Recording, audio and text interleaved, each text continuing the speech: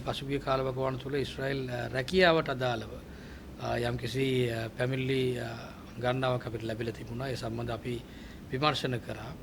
ඒ වගේම තමයි විශේෂයෙන්ම මේ සම්බන්ධව රටට ලැබිච්ච මේ කෝටාවට අදාළව ඒක යම්කිසි ආකාරයෙන් අවභාවිතා කිරීමට අදාළ විමර්ශනයක් කරගෙන යනවා. විශේෂයෙන්ම අපේ කෘෂිකර්මාන්ත ශාස්ත්‍රය සමස්තයක් විදිහට අහිමි වෙන්න එක හේතුවක් තමයි නොසුදුසු පුද්ගලයන්ව තෝරලා විශේෂයෙන්ම මේ ශාස්ත්‍රයට අදාළ නොවන පුද්ගලයන්ව තෝරලා එතන ගියයින් පස්සේ විශේෂයෙන්ම ඒ ආයතන මේ ශ්‍රමිකයන්ව බඳවගත්තේ පුද්ගලයන්ට දැවන්ත ප්‍රශ්න ගැටලු වගේක් නිර්මාණ වෙලා තිබුණා. හිටපු කම්කරු සහ විදේශ රැකියා අමාත්‍යවරයා වෙන මනුෂ්‍ය නායකකාර මැතිතුමාත් අත්තරංගොටපත් වෙලා තිබුණා.